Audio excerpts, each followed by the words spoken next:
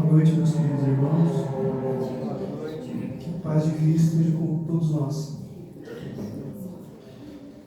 Um momento de bem, né?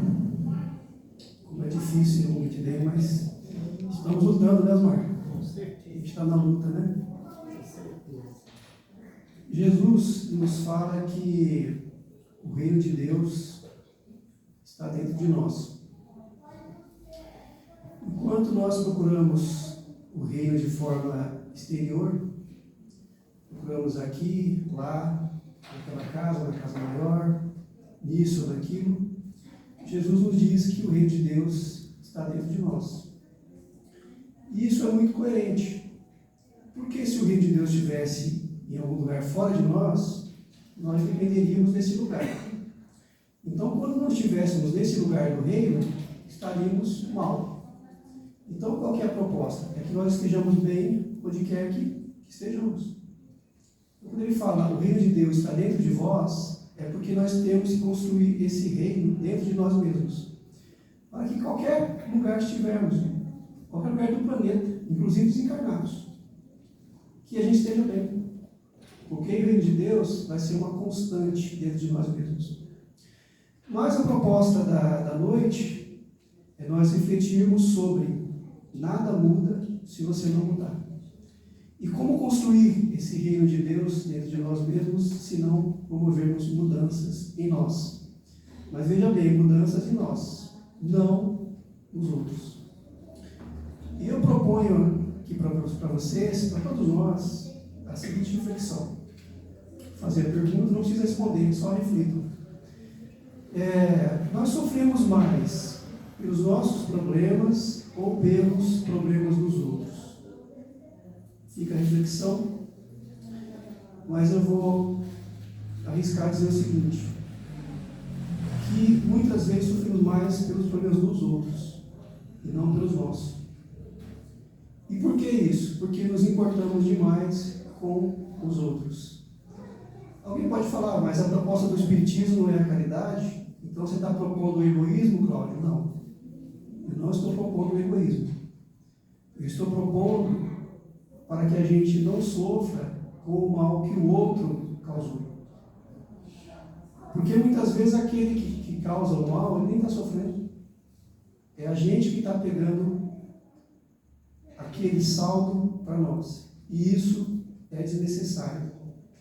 E nós podemos ver isso nas coisas simples do dia a dia.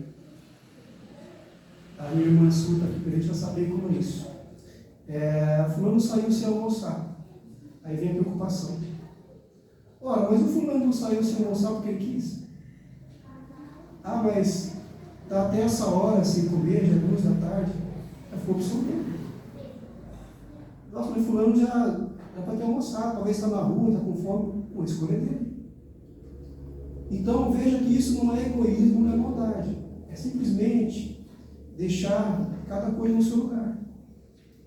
Se o fulano está tarde do dia sem almoço, foi porque ele quis. Ele sabe que o almoço é servido ao meio-dia e pouco. Se ele optou por não voltar, talvez ele não esteja com fome, ou talvez ele não se importe em comer mais tarde. Então por que se afligir com isso? Qual a razão de se afligir pela escolha do outro? Outro exemplo que infelizmente tem assolado aí muitas e muitas famílias. E a nossa não escapou disso. Hoje em dia, infelizmente, é muito comum a gente ter pessoas com um tipo de vício em casa. Infelizmente. O que acontece? A família começa a entrar no buraco junto com o dependente químico. Então veja que mais uma vez a gente está sofrendo pelo problema do outro. Ele que deu causa, ele que procurou o vício. Ah, mas então a gente deve deixar a pessoa se virar sozinha, a pessoa sofrer? Não, a gente deve estender a mão sim, mas não entrar no buraco com ele. Porque em vez de ter um dentro do buraco e outro lá de fora para estender a mão, serão 2 dentro do buraco. Como temos um problema familiar, houve uma época que eu sofri muito com isso. Nossa, mas fulano não chegou até agora, Será que aconteceu alguma coisa? Será que não aconteceu? E aí você passa a viver uma angústia constante. Cada vez que a pessoa se atrasa, não chega, começa a pensar, aconteceu alguma coisa? Será que aconteceu o pior? Então a pessoa, infelizmente, entrou pelo caminho do vício, está sofrendo com isso e a família vai sofrendo junto. É óbvio que ninguém quer ver um familiar sofrendo com vício. Óbvio. Se é um irmão, o pai, o sobrinho, seja quem for, é um familiar, a gente tem amor por essa pessoa.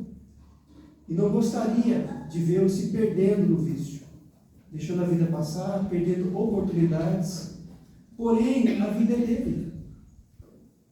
Então, ora, se a pessoa optou por esse caminho, é uma escolha dele. A minha vida não pode estar atrelada à vida dele. É uma questão de lógica. Como que fica o coração da mãe? Aí é um pouco diferente, porque a mãe, ela sente diferente. Inclusive dizem que a maior diferença de amor sobre a terra é amor da mãe pelo seu filho. Não tem amor maior.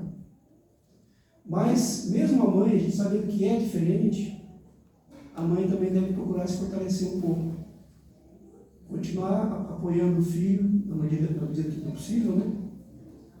Continuar orando por ele, mas também não deixar a vida dela se perder. Comumente, essa mãe tem mais de um filho. E aí ela acaba esquecendo aqueles que não têm a dependência e foca só nesse. E às vezes acaba negligenciando os outros. Então veja que uma pessoa só está abalando a família inteira. Então é preciso se blindar a respeito disso. Continuar amando, continuar orando, continuar ajudando na medida do possível, porém, não deixar a vida ir para o buraco junto com essa pessoa. É comum quando a pessoa entra no vício, se destrói a família inteira. É por isso que existe um grupo já há bastante tempo, que tem Londrina inclusive, já teve Biporã, não tem mais, que chama amor exigente. Porque o amor tem que exigir. Ah, mas o amor não exige, até certo ponto. Quando se fala de dependência química, tem que haver sim as cobranças, as exigências. E no amor exigente, o familiar aprende a lidar com o deficiente, com o dependente químico, para poder se blindar, para não ir para o buraco junto. Quem tiver interesse, procure na internet, é amor exigente. Mas o foco da palestra não é dependência química, eu estou apenas citando como que a gente sofre com o sofrimento do outro. E outra, às vezes o outro nem está sofrendo. E a gente está sofrendo porque imagina que ele está sofrendo. É comum, é muito comum isso. Ah, mas a minha filha está indo mal na faculdade e eu sofro por isso. Mas quem foi que deixou de estudar? Foi você ou foi sua filha? Ou foi seu filho? Quem trocou as horas na faculdade pelas horas na balada? Quem foi que não estudou pela prova? Para a prova? Foi teu filho, né? Tua filha. Então por que você tem que sofrer? Ah, mas vai repetir de ano? Sim. E vai acabar com as consequências. Ah, mas não vai se formar. Se não se formar, são escolhas. Então perceba que a gente quer o tempo todo colocar a carga do outro nos nossos ombros, como se não bastasse a nossa. E isso não é pregar o egoísmo. Veja bem que Jesus andou pela terra pregando o Evangelho, falando de amor e praticando o amor, socorrendo os aflitos, curando os doentes. Porém, ele não se afligiu com a mudança de ninguém. Quantas vezes que ele curava, ele dizia, vá e não peques mais. Porque sabia que a pessoa, se não mudasse a conduta, a doença poderia voltar. Porque a doença tem que estar totalmente ligada com conduta. Então ele dizia, vá e não peques mais. A tua fé te curou. Mas ninguém ouviu dizer que no Evangelho não ficasse preocupado, porque o Pedro era meio casca grossa. Ninguém ouviu falar que estava preocupado demais porque as pessoas não mudavam a sua conduta. Não, ele jogou a semente e deixou o resto por conta do tempo. Nós não vemos nenhuma referência nos 4 evangelhos dizendo que os irmãos de Jesus seguiram ele para pregar o evangelho junto com ele, que os irmãos de Cristo pregavam o Evangelho que curavam ele, não. Ele não poderia, se fosse como nós, ter se angustiado pelos irmãos dele.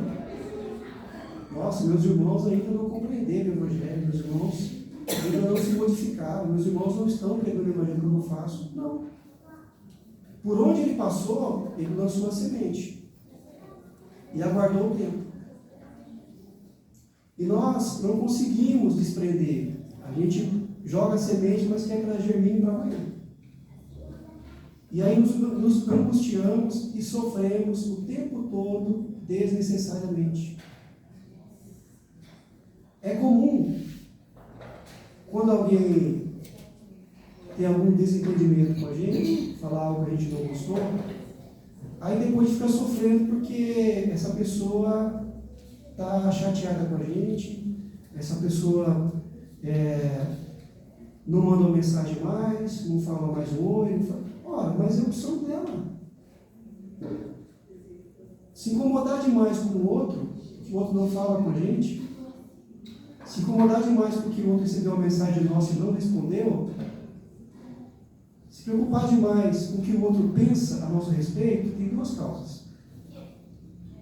Uma é o orgulho, porque a gente se acha tão importante que não admite que o outro fique com raiva da gente. Ora, mas Jesus teve tanta gente com raiva dele, tiveram tanta raiva do Cristo que crucificaram ele. E a gente que é tão pequeno diante do Mestre, a gente não aceita que alguém ficou com raiva da gente. Mas eu sou tão especial assim que o outro não tem o direito de estar magoado comigo. O outro não tem o direito de ter ficado com raiva de algo que eu falei, Eu sou tão importante assim. Então veja que o orgulho está por trás. Outra coisa que está por trás disso é a baixa autoestima. A pessoa tem a estima tão baixa que ela se preocupa demais com o outro. Nossa, mas parece que fulano está chateado comigo. Fulano não falou comigo hoje. Mandei uma mensagem para Beltrano e ele respondeu. O que foi que eu fiz? E aí isso começa a inquietar a gente. Dá uma inquietação. Nossa, mas fulano não pode estar com raiva de mim. Mas será que a minha autoestima é tão baixa assim? Me preocupo tanto assim, eu dependo tanto do outro. Eu dependo tanto da aprovação do outro. Eu tenho que agradar o tempo todo. Ninguém pode chatear comigo. Ninguém pode deixar de falar comigo. Então é isso, das duas uma. Ou meu orgulho é muito grande que não admite que alguém tenha o direito de ficar sem falar comigo, ou a minha autoestima é tão baixa que eu me preocupo tanto com o outro pensa no meu respeito que eu não aceito que ele não esteja falando comigo. Então deixa seguir. Vai que ele tem razão.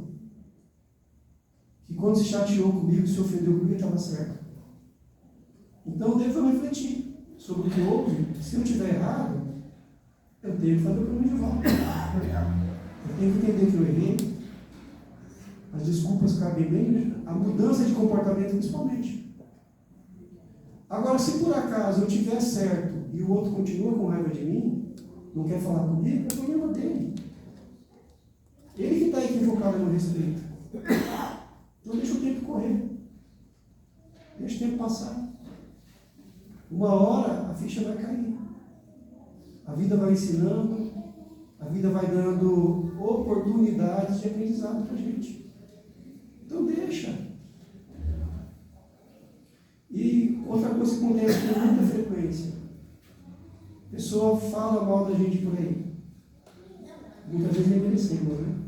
É a tal da maledicência, da calúnia. A gente começa a sofrer demais porque falaram mal da gente para alguém. Quer dizer, o outro plantou o mal, que é a maledicência, e quem está sofrendo por isso sou eu. Eu acho que quem tem que sofrer pelo mal é aquele que pratica o mal, não o outro. Eu li em algum lugar uma frase de um livro espírita, pena que eu não lembro qual livro, mas que dizia o seguinte, que na vida vale mais ser a vítima do que ser o algoz. É muito melhor ser a vítima. Ah, mas isso não é masoquismo, você quer sofrer? Não. É porque aquele que está praticando o mal, ele está tão equivocado que ele ainda acha que ele está certo praticando o mal. E se você é a vítima de sofrer o mal que ele fez, pelo menos não é você que praticou o mal. Que vai ter que responder perante a própria consciência e perante as leis divinas é aquele que praticou o mal, não você é a vítima. Por isso que a frase diz, na vida, melhor ser a vítima do que ser o algoz. O algoz vai responder pelo seu mal praticado, não a vítima. Então por que sofrer tanto pelo mal que o outro pratica? Deixa ele responder por isso. Ele fez, não eu. Então veja que o outro faz o mal e eu que pago o pato, que vou sofrer. Ah, mas falou mal de mim por aí. Uai, eu fiz o mal? Não. Então tá bom. A verdade por si aparece. Ah, mas não é tão fácil assim, saber que alguém falou mal de você e você ficar quieto. Uai, então você vai se desgastar, sair por aí se explicando para todo mundo, não, mas eu não fiz, é mentira. É natural que tenhamos um pouco de sofrimento com isso, saber que alguém falou mal da gente por aí. Mas agora acho que não cabe é você ficar se acabando de sofrimento, não falou mal de você. Deixa. A semeadura, como diz o Emmanuel, a semeadura é livre, mas a colheita ela é obrigatória. E aí pensemos o seguinte, quando o Criador nos criou, nos deu o sopro da vida, Ele nos fez individualmente. Ninguém nunca ouviu dizer que Deus criou um ser humano e deu uma alma para ele para isso por duas, uma alma coletiva, né? Ou dupla alma. Nosso amigo Osmar aqui é o esposo dele, Nilce. Mas Deus não fez a alma deles grudada. Não. Marido e mulher se amam, se respeitam, mas ele tem a sua individualidade e ela dela. Então, Deus nos criou cada um à parte.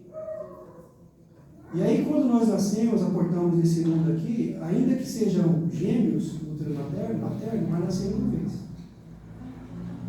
Até na cesárea, eu tive por vez. Na hora de desencarnar, é individual.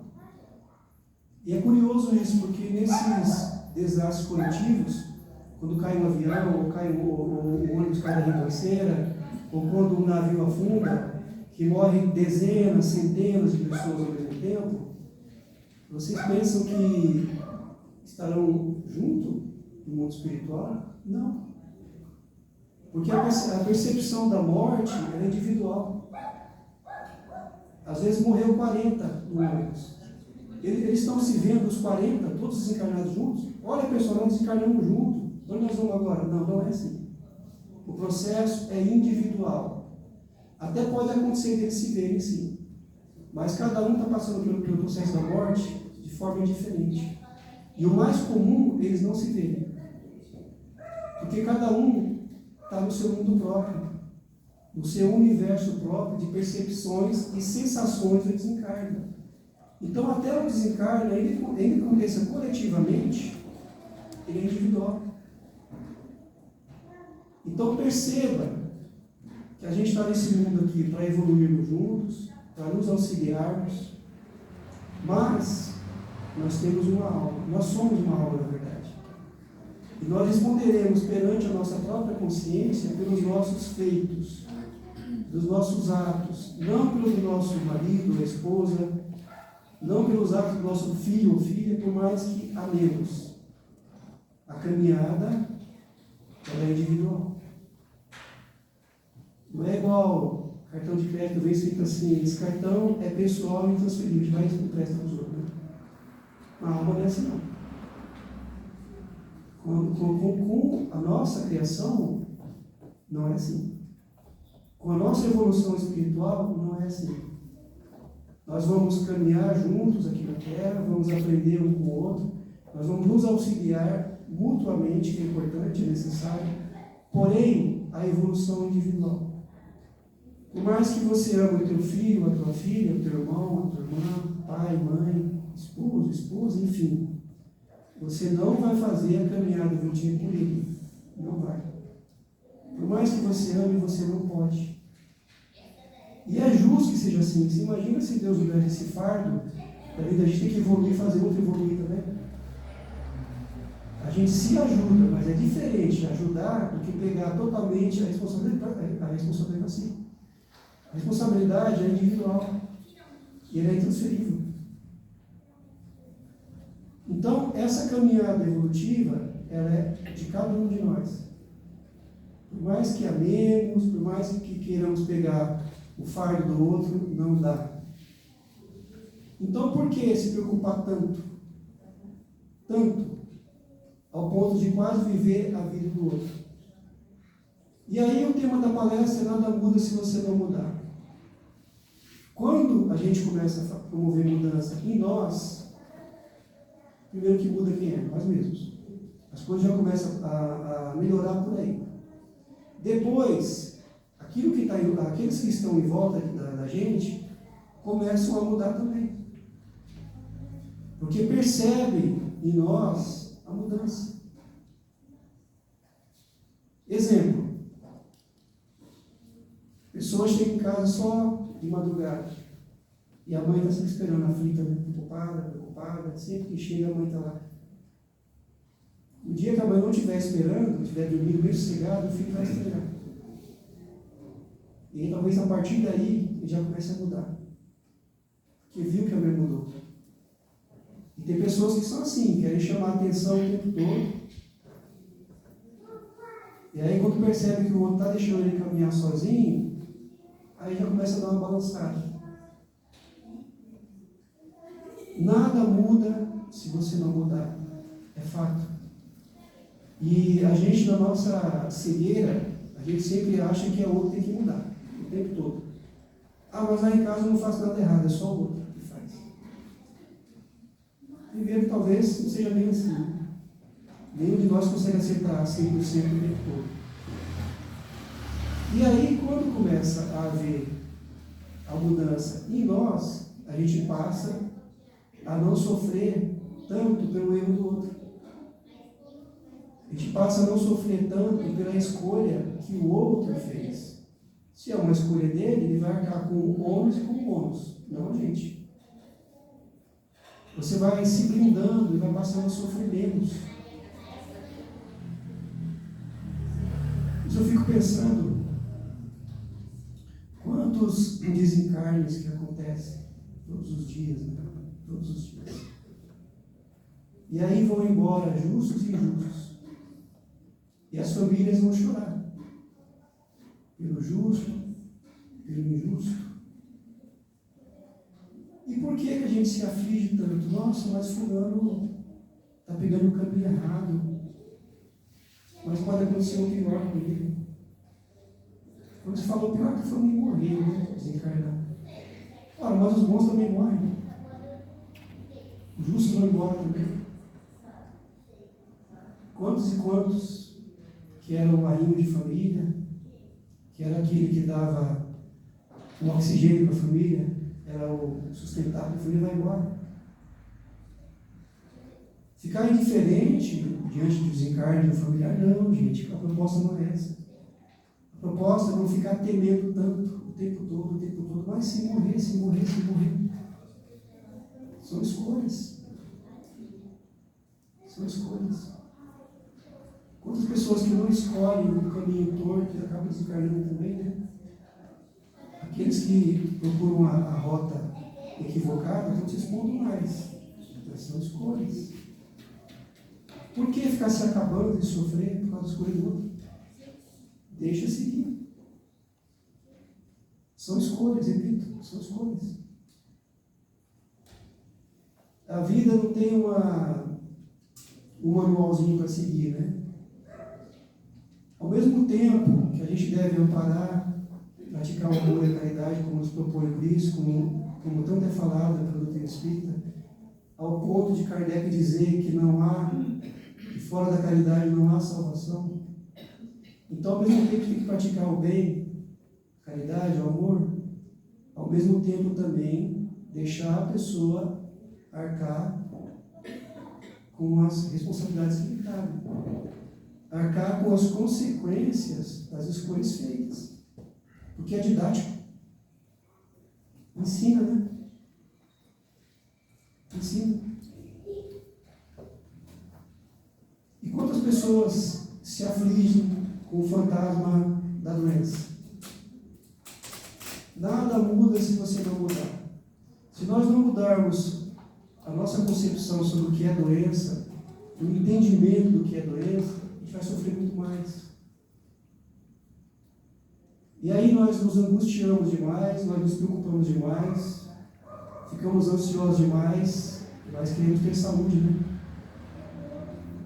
Mas a medicina diz que a ansiedade, que a preocupação excessiva, que o nervosismo, que a cólera, que a ira, a raiva, causa doença.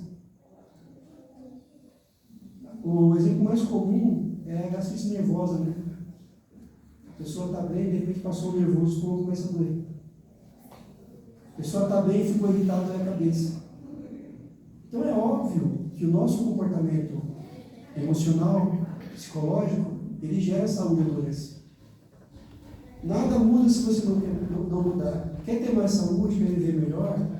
Muda a sua forma de agir diante da doença. Muda a sua forma de pensar diante da vida. Então você está dizendo que toda doença é só a pessoa pensar positivo que vai sarar? Não é isso que eu estou falando. O que eu estou falando é que ela pode adoecer menos e que ela pode melhorar de doenças já existentes quando muda o comportamento. Isso é fato. Uma vez o médico falou para minha mãe que, naquela época que estava no auge da doença da AIDS, né, que as pessoas morriam mesmo, hoje já tem o medicamento, o coquetel, né? A pessoa que tem essa doença não é mais uma condenação à morte. Mas lá na década de 80, quando ela surgiu, as pessoas morriam muito de AIDS, certa vez o médico falou para minha mãe, olha, conversando com ela, falou, eu prefiro tratar uma pessoa com AIDS que queira viver do que uma pessoa com gripe que se entrega. E nós vemos isso. A pessoa se entrega e muitas vezes se refugia na doença para fugir dos problemas. E aquela pessoa que nunca está bem. Bom dia, senhor está bem? Mais ou menos, estou com dor de cabeça.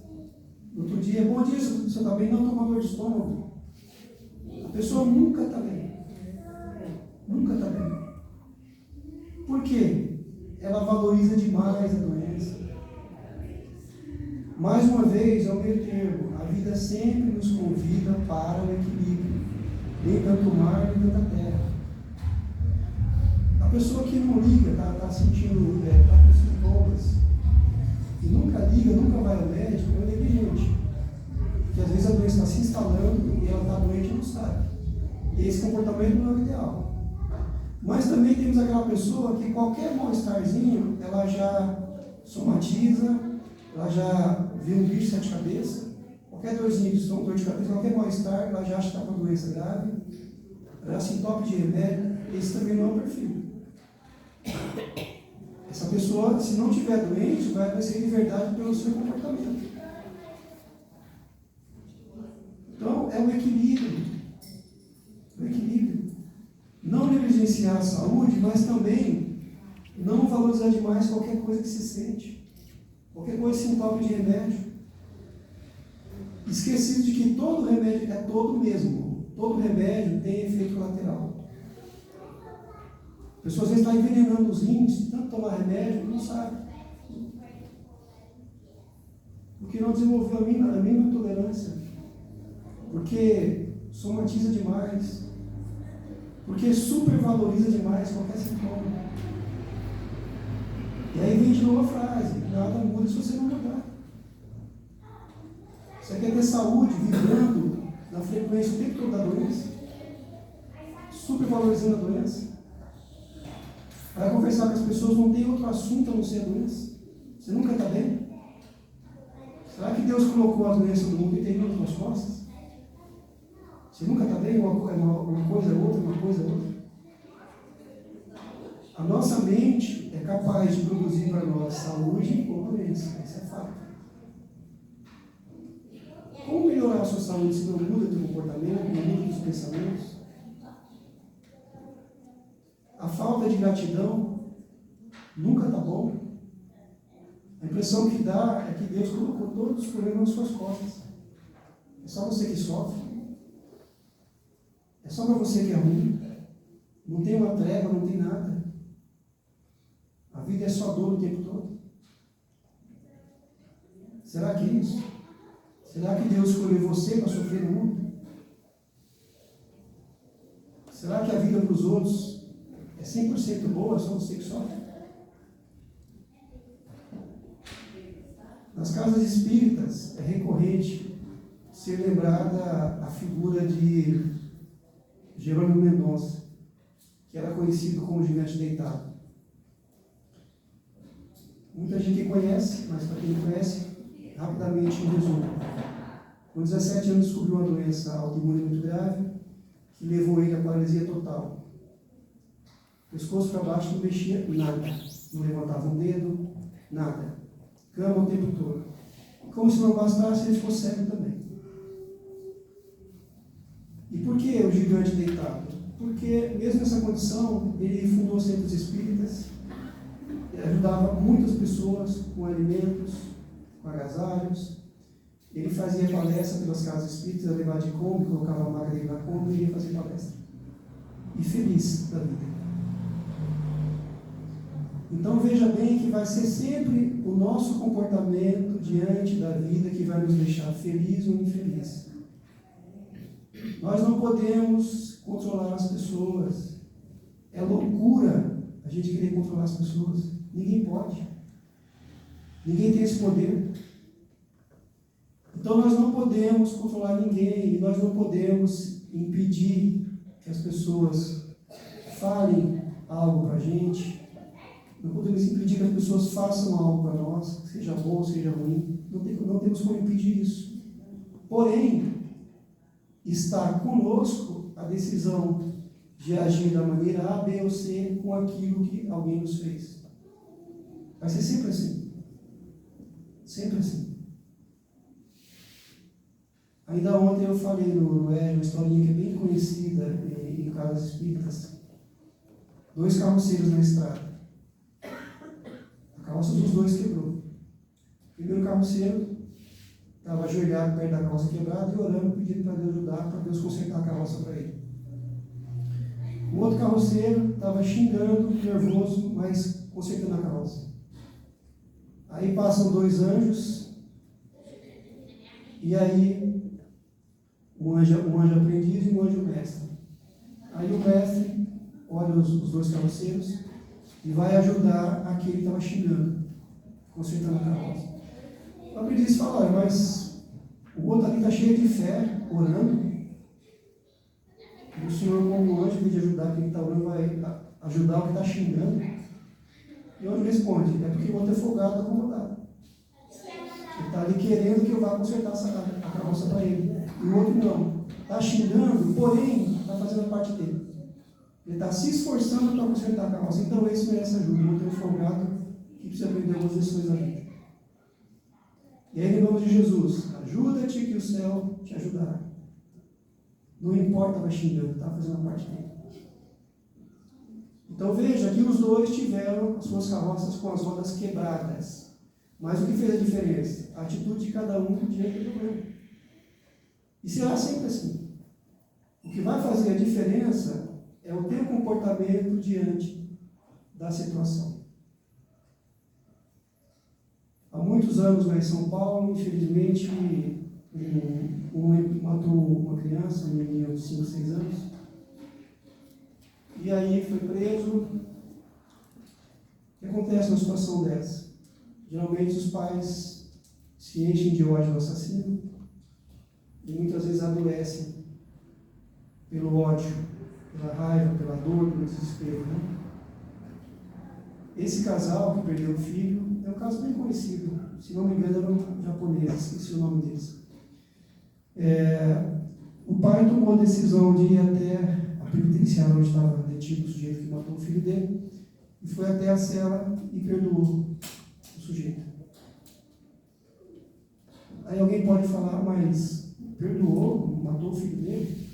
Eu não conseguiria fazer isso. Eu sei, muitos de nós não conseguiríamos. Eu não sei se eu conseguiria. Eu não tenho filho, mas também não sei se eu conseguiria. Agora, eu não posso deixar de observar que esse homem que conseguiu fez o ideal. Porque ele livrou o coração dele próprio, o coração de pai, da amargura, do ódio, do ressentimento. Ele ficou leve. E o perdão dele não impede que o assassino vá responder pelo que fez. Já está respondendo porque estava preso, e vai responder diante da própria consciência. Agora o pai se livrou do ódio. O pai se livrou do ressentimento. Então veja bem que o que vai fazer diferença é sempre a nossa atitude diante daquilo que nos acontece. Ele poderia ter pegado o caminho do ressentimento, o caminho do ódio, e possivelmente adoecer, porque o ódio adoece. Então ele optou pelo perdão e ficou em paz. Continuou sentindo a dor da saudade do filho, com certeza, porém o coração leve. Sempre será assim. Nós não temos o poder de impedir que as coisas nos aconteçam. Nós não temos o poder de controlar as pessoas. Porém, graças a Deus, temos o poder de decidir o que fazer com aquilo que as pessoas nos fazem. E aí está a diferença entre a paz interior e o tormento. Aí está a diferença entre a paz e o inferno dentro de nós mesmos. E aí lembramos de novo de Jesus. O reino de Deus está dentro de vós. Cabe a nós construirmos. Cabe a nós construirmos. Esse homem que perdoou o assassino do filho, escolheu construir o reino de Deus dentro dele. E o poder do amor é tão grande, o poder do amor, do perdão. Estava vendo um vídeo esses dias. A história é a seguinte: um serial killer dos Estados Unidos, um psicopata, ele já havia matado 40 mulheres e foi preso. E a ciência diz que o psicopata ele não tem sentimentos. A ciência estudou, obviamente, pessoas com esses perfis e chegou à conclusão que o psicopata ele é totalmente frio. Ele não tem sentimentos. É isso que a ciência diz. Então, esse serial killer foi preso e lá nos Estados Unidos, durante o julgamento, o réu tem contato direto com o júri. E aí, o pessoal do júri vociferando contra ele. Você é um monstro, você é um assassino, você vai pagar pelo que você fez. Uma das senhoras do júri, ela estava tão irada, com tanto ódio, que ela até salivava na hora de falar. Tanto ódio que ela estava no coração. E o psicopata, né, o réu, ele olhava aquilo e ele dava um sorrisinho sarcástico. Ele estava demonstrando um comportamento de indiferença, de deboche. Assim, estou nem para você. Aí, de repente, um senhor tem uma palavra, um senhor que também fazia parte do júri. E aí esse senhor se dirige ao psicopata e fala: olha, hoje você está me dando a tarefa mais difícil da minha vida. Porque o meu mestre, a quem eu sigo, Jesus, ele me diz que eu tenho que perdoar. E você matou a minha filha. Essas pessoas aqui estão cheias de ódios de você, estão cheias de ódio de você, mas eu te perdoo. E quando esse homem diz isso, os olhos do psicopata se enchem de lágrimas. Quando ele fala isso, os olhos do assassino, aquele homem frio, segundo a ciência, aquele homem que não tem sentimentos, segundo a ciência, aquele homem que matou 40 mulheres, os olhos se enchem d'água. Então vejam o poder do amor no perdão.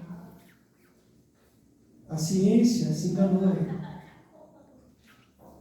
Se a ciência não tivesse se enganado, então haveria alguns seres humanos na Terra condenados eternamente ao mal. Não faz sentido, né? O Criador criar alguns para evoluir espiritualmente, criar outros perpetuamente para o mal, não faz sentido, né? Então a ciência se enganou. Quando ele enche os olhos de lágrimas, ficou evidente que ele tinha um sentimento dentro dele. E o perdão daquele pai tocou o coração dele. Ele vai cumprir a pena, tem que cumprir, obviamente, não tem condições de conviver em sociedade. No caso desse, tem que ser prisão perpétua. Porém, esse homem, por pior que ele seja, ele não está condenado ao mal eternamente. Uma hora ele vai despertar, ainda que seja no mundo espiritual, ainda que seja na próxima encarnação, mas ele não foi criado para o mal, ele se perdeu no caminho.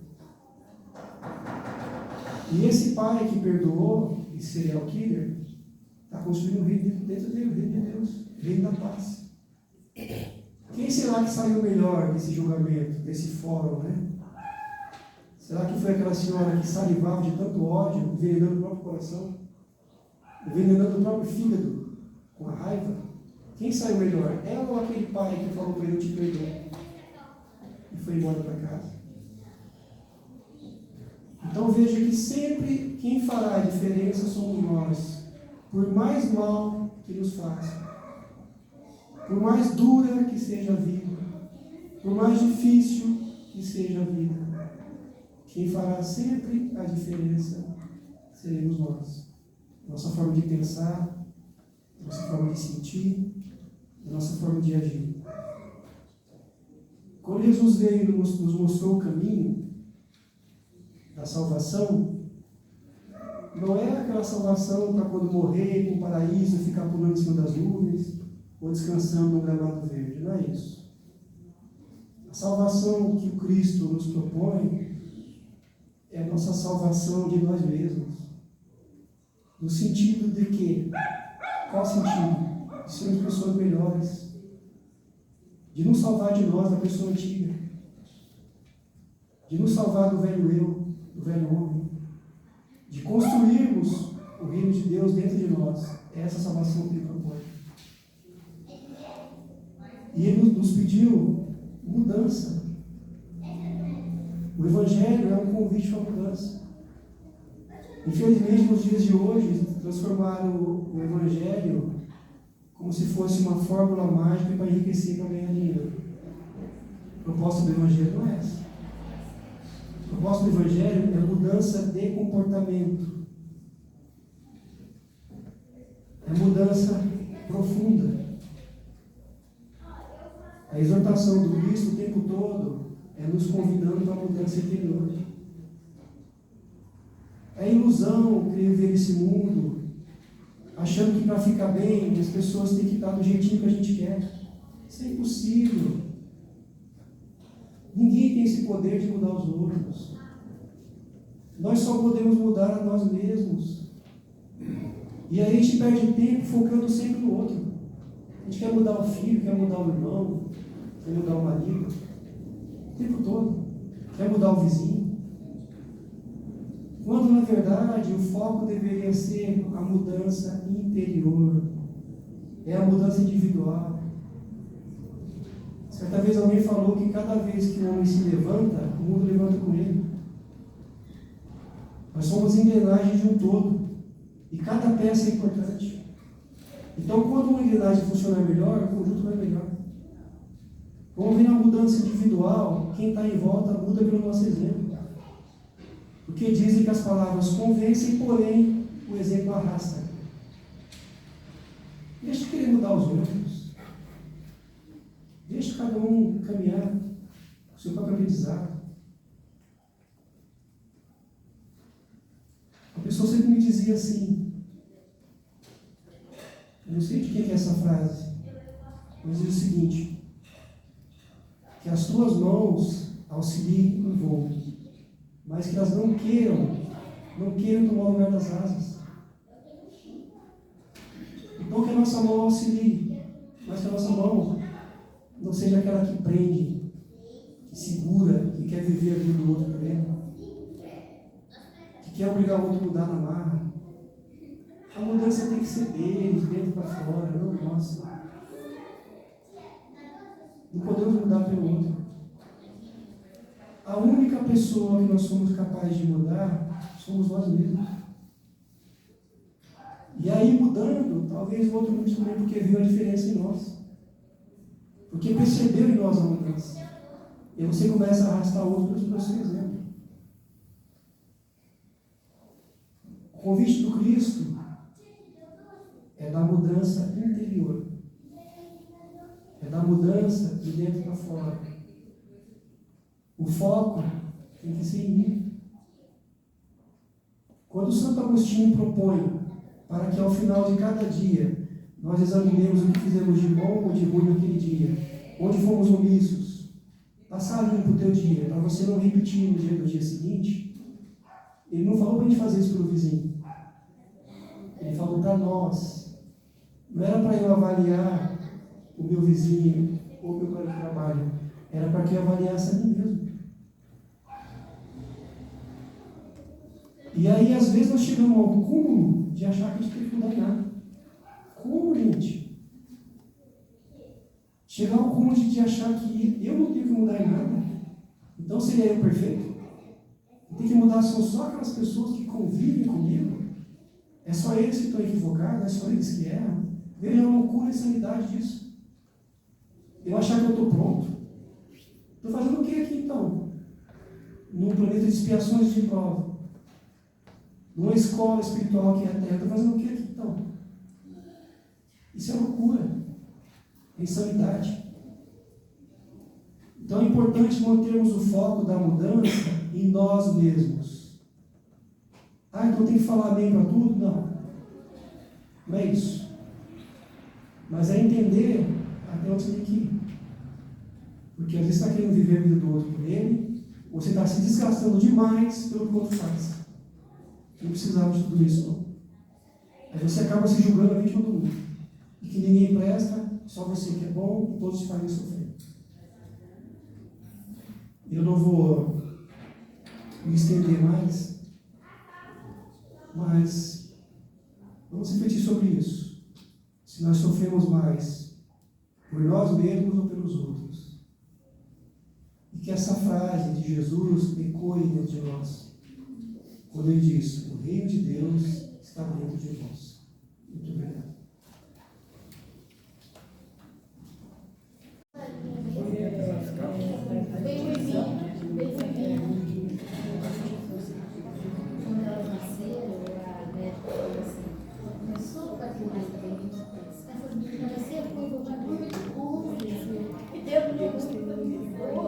Eu não sou, né? Me explica, cabelo.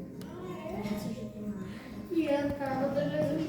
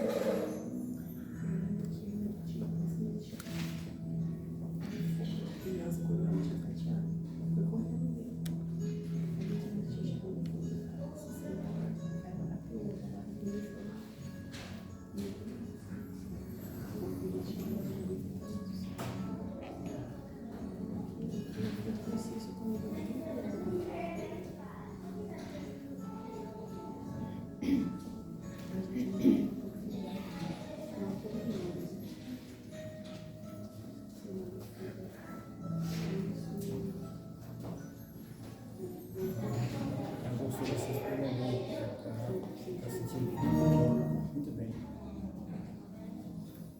Meu irmão que veio. Ele estava sério,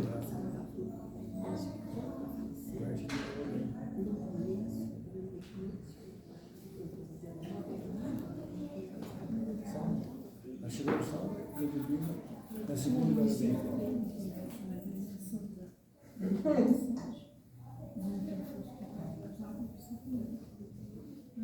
Boa noite a todos. Seja bem-vindo a FENEL. Vamos dar início a mais uma palestra pública de hoje, que será ministrada pelo palestrante e vice-presidente, nosso irmão Cláudio. Agradeço imensamente, Cláudio, de estar com a gente quase todo dia e ainda nos socorrer com palestra. Que Deus abençoe e que você possa transmitir tudo o que você tem no coração. Meus irmãos e irmãs, vamos então para a prece inicial, que será feita pela nossa irmã Maria de Lourdes.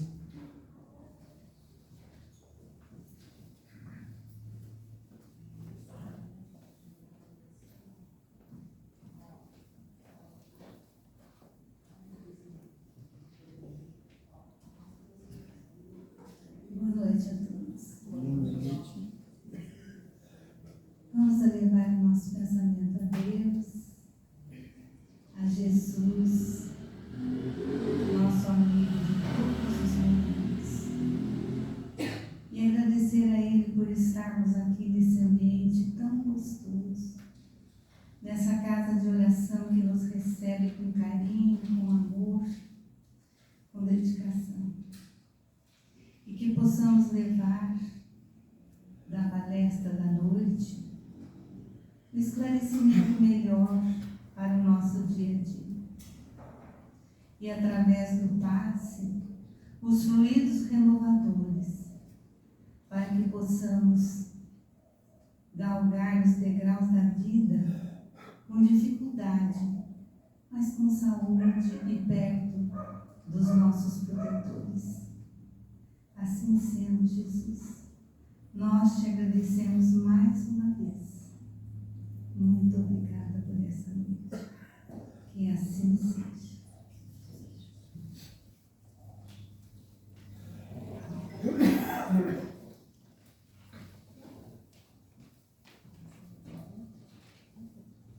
Em nome do nosso grande Mestre Jesus, vamos dar início à leitura do Evangelho